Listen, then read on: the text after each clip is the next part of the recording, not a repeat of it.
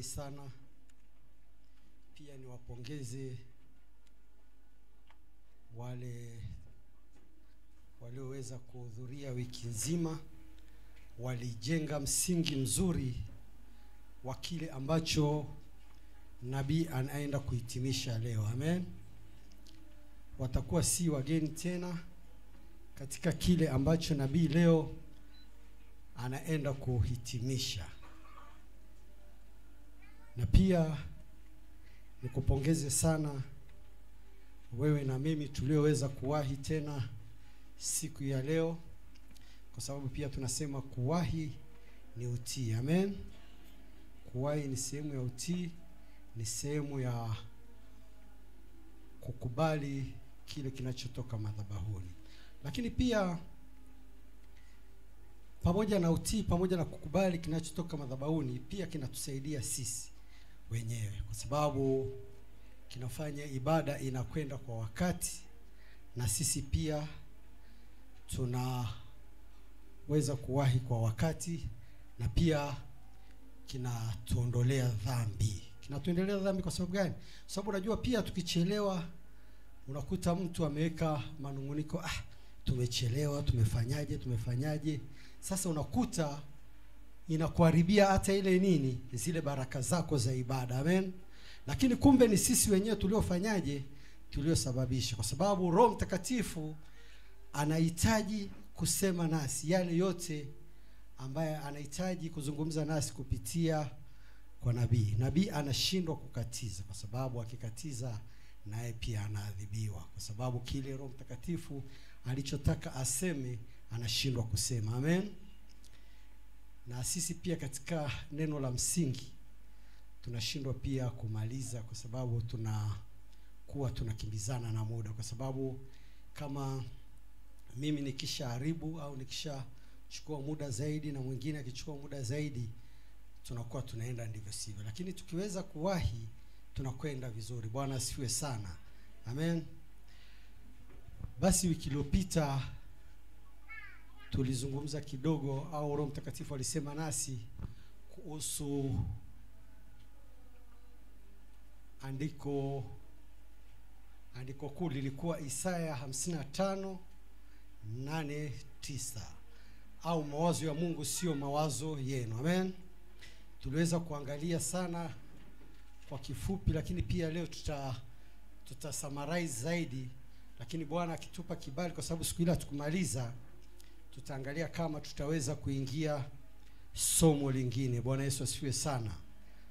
Natumaini wote tulielewa vizuri kwamba kile ambacho tunakiwaza sisi sio kile ambacho Mungu anatuwazia. Mwanadamu kuna mambo mengi sana ambayo labda tunayawaza, ambayo tunatafakari liwe hivi, lakini kumbe linakuwa tofauti. Tukapata andiko kuu kutoka Warumi 12:1-2 ambalo lilielezea pia huyo ana neno, mwacheni tu, ameshafika madhabahuni, atatulia. Amen. Asiwaondoe kwenye uwepo. Bwana asifiwe sana. Amen. Basi katika somo hili tuliona pia mawazo ya Mungu jinsi yanavyopita mawazo yetu. Mawazo yetu sisi ya kibinadamu, kuna mambo ambayo tunayawazawaza, lakini sisi tunakuwa, Mungu anatuhitaji, lengo kuu ni kufanana na yeye, kuelewa mawazo yake na yale yote ambaye anatutakia. Amen. Mungu anataka tufanane naye. Kufanana naye pia ni kuwaza yale ambayo mema anayotuwazia, kuwaza neno lake, kuendelea kumtafakari. Bwana asifiwe sana. Hilo ndio linakuwa lengo kuu la mahubiri haya. Na pia tunaona Isaya 55:8-9, tuliona namna ya kwenda katika njia zake. Bwana Yesu asifiwe sana. Namna ya kwenda katika njia zake. Hatutakuwa na haja ya kurudia kwa sababu huko tulipita. Bwana asifiwe. Lakini pia tuliweza kuangalia mawazo ya mwanadamu asili. Mawazo ya mwanadamu wa asili yake anawaza nini juu ya Mungu. Na tutaenda kuona pia tuliangalia pia Mungu pia naye anawaza nini juu yetu. Mawazo ya mwanadamu ya asili mara nyingi ni kuwaza, yanakuwa ni mawazo ya tamaa, vile vitu tunavyotamani na zile faida za haraka haraka. Bwana asifiwe sana. Amen. Na zile tamaa za nini? Za haraka haraka. Mawazo ya mwanadamu pia yanakuwa ni mawazo ya hofu yaliyoshindwa kuona mawazo ya Mungu katika matatizo. Tunapokuwa tunapita katika shida au katika nini, tunasahau kwamba Mungu yeye anatuwazia mema. Lakini mawazo ya mwanadamu yeye, sisi au mimi na wewe, tunakuwa tunaangalia zile shida zetu tu. Hatuangalii kwamba upande wa pili labda kuna Mungu. Amen. Nafikiri hilo pia tuliliangalia kwa wiki iliyopita. Pia mawazo ya mwanadamu haya ni ya kufanya kazi kwa nguvu zetu wenyewe. Tunataka kutengeneza njia zetu wenyewe. Hatutaki kumpa Mungu nafasi. Mungu atutengenezee. Sisi tunawaza kwamba sisi wenyewe tunaweza hayo yote.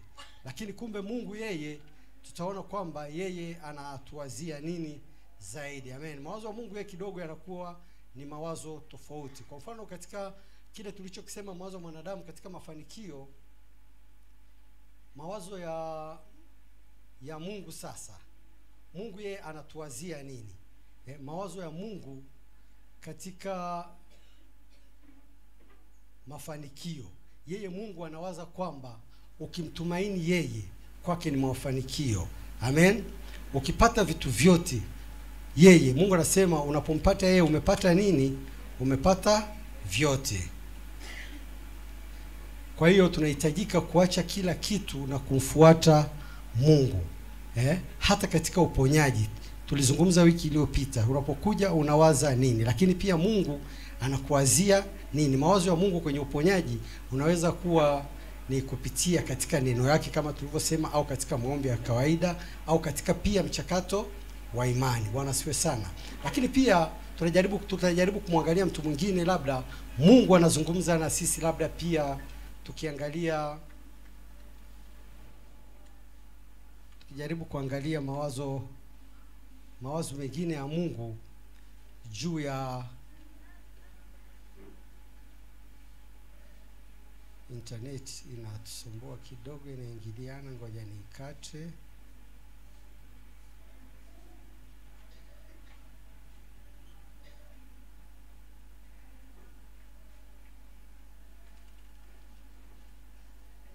Bwana asifiwe sana.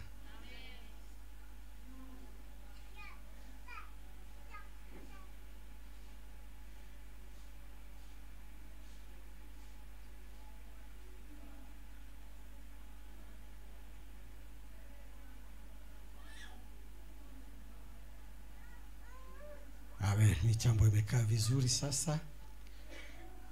Tunajaribu kuangalia mawazo ya Mungu na mwanadamu. Kwa mfano tukijaribu kumwangalia mtu kama Yusufu. Tulimwangalia Yusufu wiki iliyopita. Tulimwangalia Yusufu tukasema Yusufu alikuwa anawaza, au mtu kama yoyote yule anawaza kuwa mkuu, anawaza kuwa na mafanikio. Lakini katika njia ambazo Yusufu anapitishwa, anaanza kutupwa shimoni, kuuzwa utumwani, na hata kwenda kuwekwa gerezani. Lakini mwisho wa siku Yusufu anatoka akiwa nani?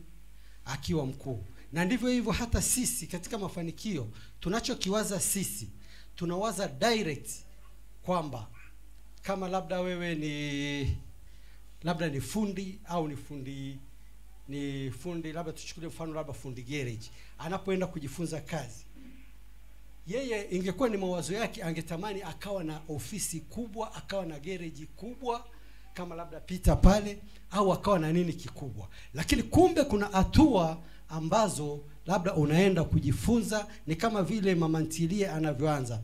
Kwa mfano kuna hoteli fulani zinazowika duniani sana, zinaitwa nini? Mahmoud yule bwana alikuwa ni mtu ambaye hajiwezi kabisa.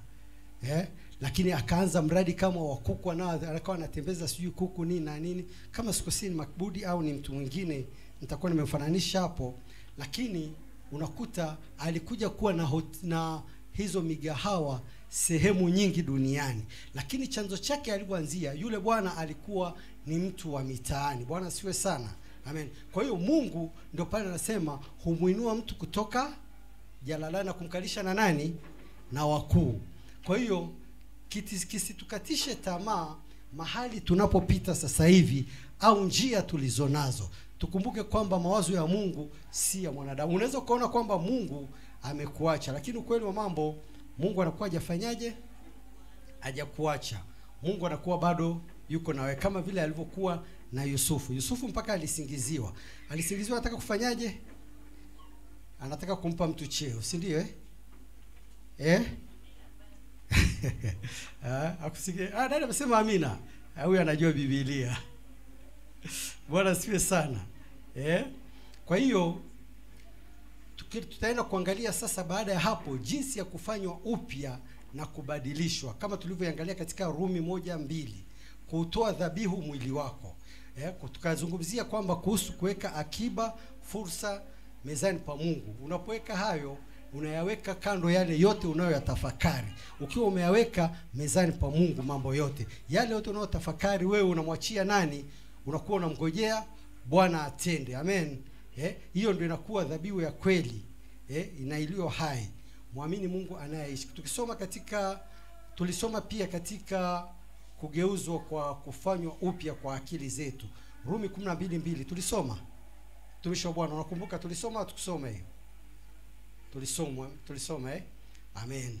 Hapo tuliona sasa pia katika Yakobo 1:21 namna gani tunatakiwa kulitendea neno kazi. Tenda neno na kulifanyia kazi kwa unyenyekevu mkubwa sana. Ukitendea neno kazi kama yale maagizo tunayosema, tunasikia labda hata mfano madhabahuni kuna watu wanaopewa maagizo ya kuvunja madhabahu. Tunasikiaga shuhuda hapa kwamba baada ya kutendea maagizo yale, kutendea neno kazi, kitu gani kilichofanyaje? Kilichotokea. Tumeona shuhuda mbalimbali. Kama Jumapili iliyopita tuliona jinsi ambavyo tulivyokuwa na shuhuda zilizokuwa moto sana. Wangapi leo tumesikiza radio? Mmoja ameshika mdomo hapa akasema swali gani tena hili? Ile michango yetu tunayotoa, au ndio maana tutoagi michango. Aliyesikiliza radio anipungie leo. Kweli watu 5 tu jamani, kanisa nzima, na michango tunatoa. Au unasema mimi nikishatoa kutoa injili sisi sitaji kusikia tena kwa sababu nilisikia kanisani. Ni kweli? Tunafanya kazi nzuri ya uinjilisti, ya kutendea neno kazi. Amen. Mungu awabariki sana wale wanaohakikisha kwamba kwenye radio hatukwami. Amen. Hatukwami. Ni mimi na wewe hatufanyeje? Hatukwami. Mimi ninaamka asubuhi sana, napenda kusikiliza sana ile kuanzia labda saa tujui. Wangapi wanajua ni radio gani? Labda kwa wale ambao hawajui namba, unawaambia ni namba ngapi? Amen. Mungu awabariki sana. Amen. Basi zile sadaka tunazozitoa inatakiwa pia uifuatilie, kwa sababu na wewe pia utaendelea kuifanyaje? Kuitendea kazi. Amen. Kwa hiyo hapo basi tunaweza tukaona umuhimu wa sadaka katika somo hili. Sadaka inahusiana vipi na mawazo ya Mungu na mawazo yenu au sio mawazo yetu? Sadaka ni kitendo kinachotafsiri upya mawazo ya Mungu. Hapa ndipo mahali kidogo ambapo sikufika. Sadaka ni kitendo kinachotafsiri upya mawazo ya nini? Mawazo ya Mungu. Kinatafsiri kivipi? Mawazo ya mwanadamu. Amen. Toa kile kilichobaki au kile ambacho sikihitaji. Sadaka ni upotevu. Ni kweli au sio kweli? Sio mawazo yetu hayo? Kile kinachozidi hayo ni mawazo ya mwanadamu, au sio? Au kile ambacho unachoona sikihitaji tena. Lakini pia kuna namna nyingine au moja au nyingine, mtu anaona kwamba sadaka ni kupoteza, au labda vile anavyosema hivi, mimi naenda kanisani, natoa sadaka ya redio ya kazi gani? Bwana asifiwe sana. Anaona kama vile anafanyaje? Anapoteza. Lakini mawazo ya Mungu yanatuambia njia yake. Toa kile kilicho bora. Toa kile kilicho bora. Kule mawazo yetu anasema kile kilichozidi au kile ambacho ni nini? Ni dhaifu. Lakini mawazo ya Mungu anasema toa kile kilicho nini? Kile kilichokuwa bora. Ndio maana unakuta anaongelea malimbuko. Ana maana kwa mfano malimbuko au zaka. Au zaka ni kile kitu ambacho yani Mungu anataka kwa lugha nyingine umfanye first priority, kile kitu cha kwanza. Na hilo ni neno. Hilo ni nini? Ni neno. Si wote tunalijua hilo neno? Sio kwamba kile ambacho hakihitajiki. Unatoa kwa ukarimu na kwa imani. Mungu anataka utoe kwa ukarimu na kwa imani. Bwana asifiwe sana. Sadaka ni mbegu inayoleta mavuno na ibada inayompendeza Mungu. Sadaka ile unayoitoa inampendeza Mungu na inakuwa ni mbegu kwako, inakuwa ni mbegu kwa kizazi chako. Si mbegu kwako tu, ni mbegu kwa familia, ni mbegu kwa wazazi. Kuna watu ambaye hata mfano wa mama hapa, si ndio? Kuna watu ambaye waume zao hawajui kanisani, au ukimuuliza lini umeenda kanisani. Sikuna mama wengi tu ambao lakini hema la makimbilio hawapo. Wakiamka asubuhi na kutoa wamemwacha baba amelala. Kweli si kweli? Lakini baba akienda huko anafanikiwa, na kile ndicho kinachomtia baba moyo kuona hivi kumbe hata nisipoenda kanisani narudi na mkate, daily bread, nini na nini. Lakini kumbe ni goti la mama. Amen. Ni goti la mama analopiga, ni goti la mama, na sadaka za mama anazokuja kuzitoa au anazozitoa kanisani ndizo zinazomfanya kwamba yule anabarikiwa kule. Lakini wa baba mara nyingi hatujui. Hatujui kwamba ni namna gani mama anavyokuombea. Lakini kwa upande wa pili hata kina mama, jamani tunawaombea. Msije mkasema mnaweza mkajidai hapa mkasema kwamba ni nani? Mkasema ni nyewe wenyewe mnatuombea. Hata sisi tunaombea. Hata sisi tunafanyaje? Tunawaombea. Bwana asifiwe sana. Amen. Kwa hiyo ile sadaka yako unaoitendea kazi inaenda kufufua mawazo ya Mungu yaliyo mema juu yako. Bwana asifiwe sana. Amen. Ndiye maana wakati wewe wa maombi yako saa nyingine hata hujamtaja mume wako, lakini mume wako kule alipo anabarikiwa. Mume wako kule alipo anafanyaje? Anabarikiwa. Mume wako kule aliko anabadilishwa. Amen. Alikuwa ni mlevi, ataacha ulevi. Tulikuwa wakorofi, tutaacha ukorofi. Bwana asifiwe sana. Lakini hatuelewi au hatukumbuki au hatujui, labda saa nyingine wanaume ni namna gani kila siku unavyoona. Unajua ni pale unaweza kuwa leo mwanaume una mawazo fulani, kesho umeona yamebadilika. Unasema yes, nimetafakari kwa kina. Hapana, kuna mtu aliyopiga goti. Uongo kweli? Labda hata nabii wako pia alikuombea, mke wako pia alikuombea. Amen. Kwa sababu lakini katika maisha ya kawaida, kwa mfano hapa nabii anasemaga kwamba omba kwa ajili ya familia yako. Kuna wengine wako hapa wanaombea ndugu zao, huko walipo wanafanyaje? Wanabadilika. Kwa hiyo Mungu anawawazia mema wale walioko mbali bila kujijua kwamba kuna mtu anapiga goti mahali kwa ajili yake. Bwana Yesu asifiwe sana. Amen. Tuko pamoja. Kwa hiyo kama vile ulivyo hapa, tunasikia shuhuda, ndugu yangu amepata kazi. Lakini yule ndugu hajui kwamba kuna mtu amefanyaje? Kuna mtu amemuombea. Kwa hiyo mawazo yale ya Mungu yanapokuja kwako kwa ajili ya familia yako, unaweza ukaja wewe kwamba umekuja kanisani kwa ajili ya mahitaji yako, lakini ukashtukia Roho Mtakatifu amekukamata, umeombea wale waliokuwa mbali. Bwana Yesu asifiwe. Amen. Wale waliokuwa mbali sana. Kwa hiyo hapo ni mawazo. Lakini pia tukijaribu kuangalia hapo kwenye sadaka, kunakuwa na sadaka ya kinabii, kumtumikia Mungu kwa kusudi. Mara nyingi sadaka za kinabii zinakuwa zina tofauti. Katika kanisa la kinabii tunajifunza kuhusu sadaka ya kinabii, au kwa lugha nyingine sadaka ya kinabii tunahitaji kwenye makanisa ya kinabii. au hapa haijulikani sadaka ya kinabii inaitwaje? Kweli leo nitatoa zawadi.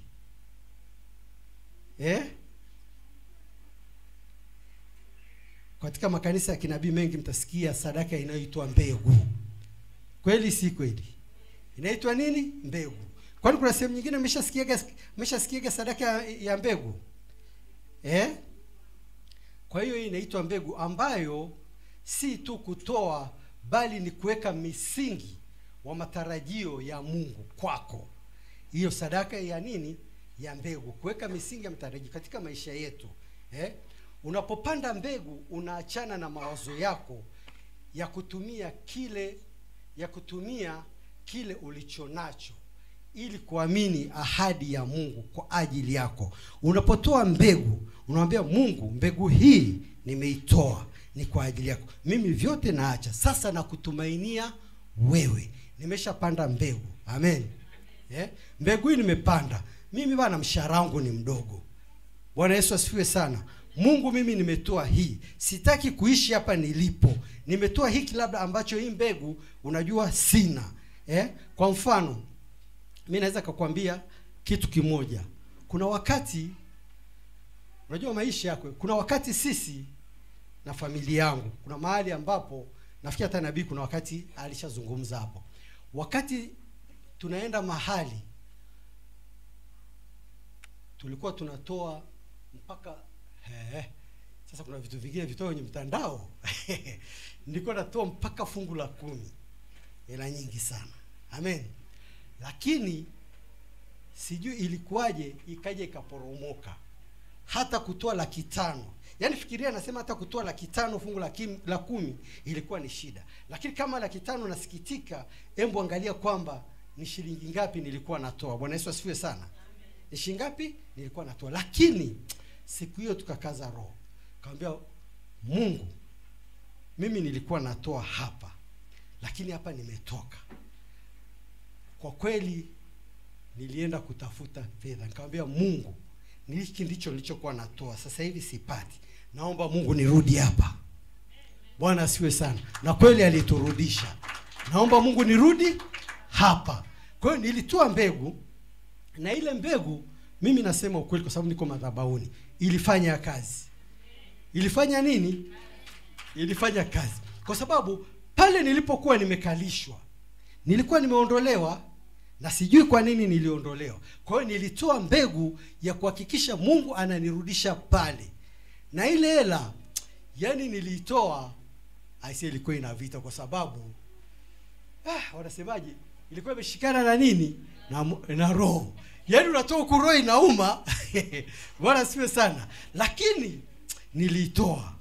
Lakini baada ya kuitoa tu nilikuwa na furaha. Lakini baada ya kuitoa nilimuona nani?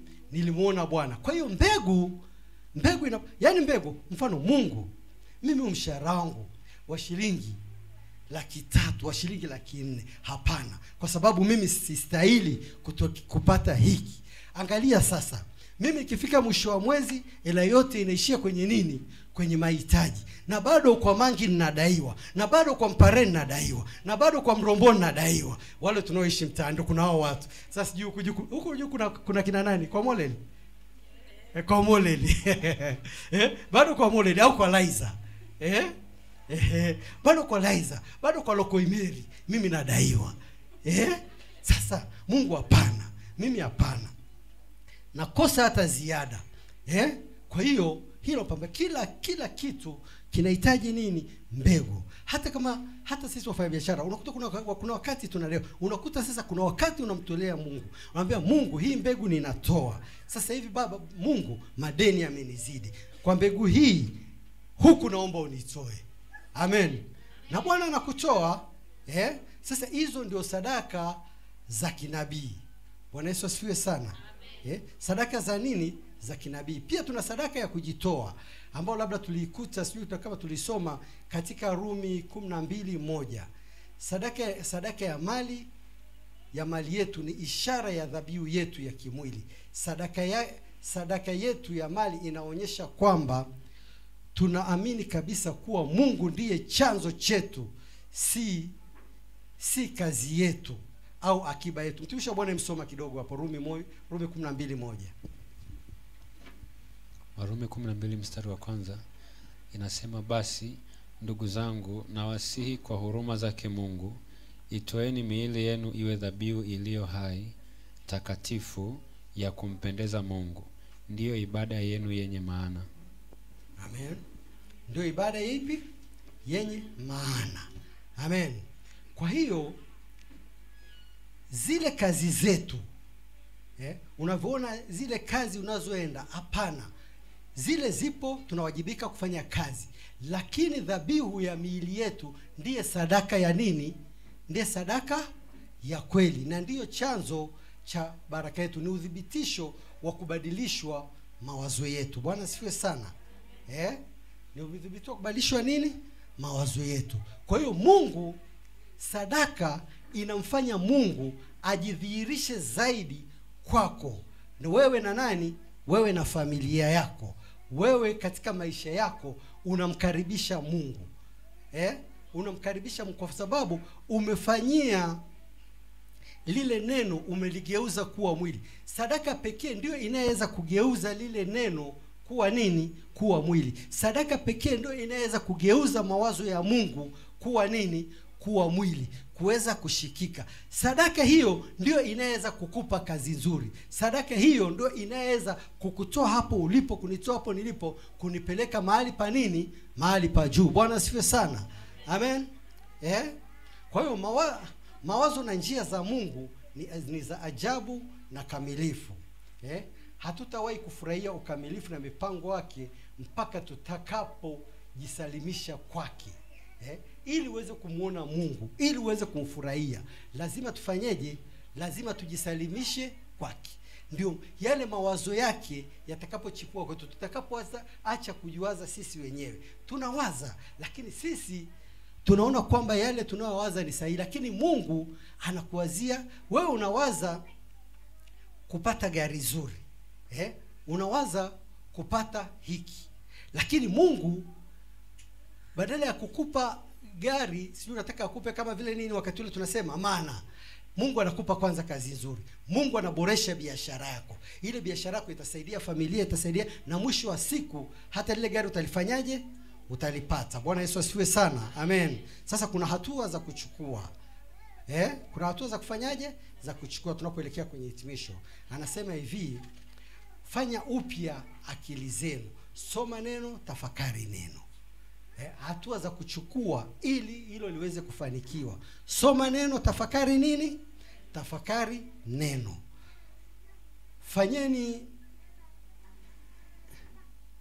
toa dhabihu iliyo hai. Wekeni maisha yenu yote wakfu kwake. Familia, kazi na ndoa, kila kitu. Amen.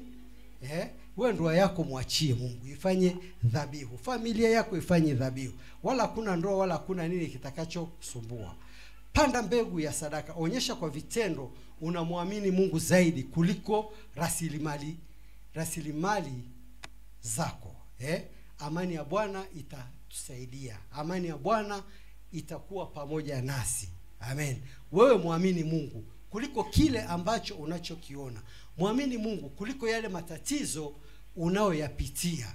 Wewe amini tu, Bwana atayamaliza, kwa sababu Bwana anakuwazia yaliyo nini? Yaliyo mema. Amen. Mungu akubariki sana. Tuinamishe vichwa chini. Baba yetu na Mungu wetu, tunakushukuru. Asante Baba, kwa sababu hakika leo tumejua ya kwamba Bwana unatuwazia yaliyo mema.